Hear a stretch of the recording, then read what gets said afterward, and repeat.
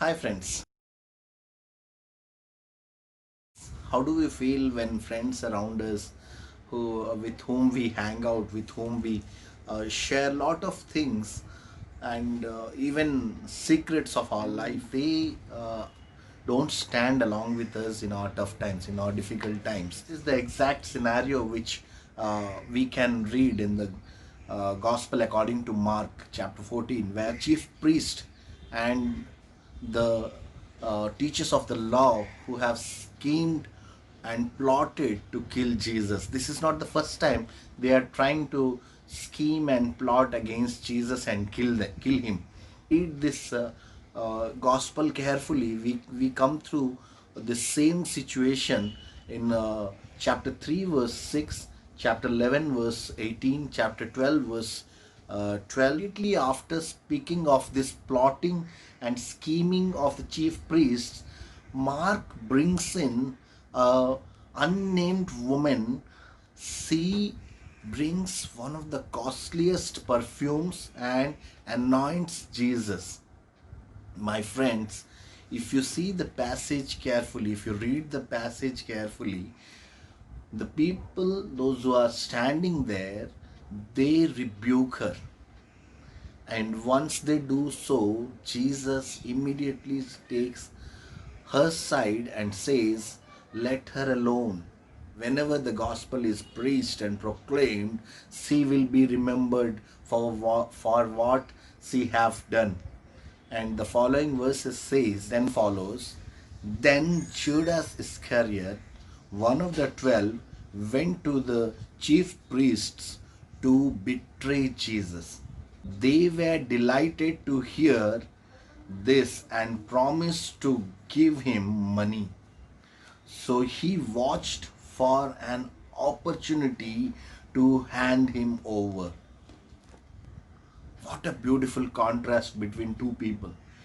An unnamed outsider's devotion against a man who knows in and out of Jesus, who have walked with Jesus and who have seen Jesus doing miraculous things, whom Jesus valued so much so to call them friends, and to such a man he is ready to search for an opportunity to betray him. And at the top of this all, we see among these people there are few those who say, "What a waste of pouring out such a costly perfume."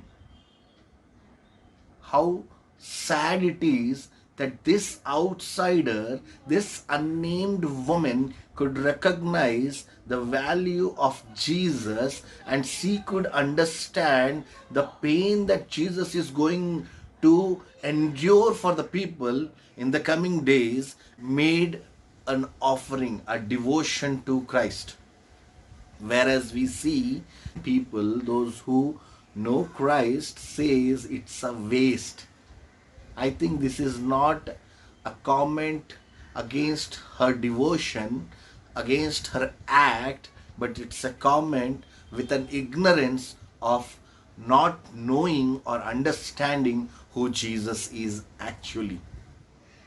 We may end up behaving as a man who never knew Christ. Just think of the following passage where Jesus takes them to the Garden of Gethsemane and asks them to watch and pray, where Jesus needed them desperately to stand with him in prayer, but they failed.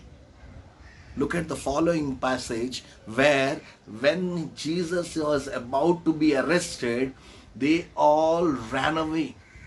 Can we end up being a person who never understood who Jesus was? Yes, it's possible. It's possible to end up in a place where we, by our actions, proclaim that we never know Jesus. This unnamed woman has really made a great sacrifice out of her faith, a display, an expression of real love for her Savior. Can we do this when time really are testing our faith? when there is a crisscross situation, when there is a crisis in our life, can we stand holding on to this man called Jesus, who was ready to hang on the cross, take our curse upon him? Just think for a moment. It can be me who who might be known by people as a man who is always with Christ, a man who is always by the side of Christ, but end up being someone who have never understood Christ. Someone rightly said that action speaks louder than words.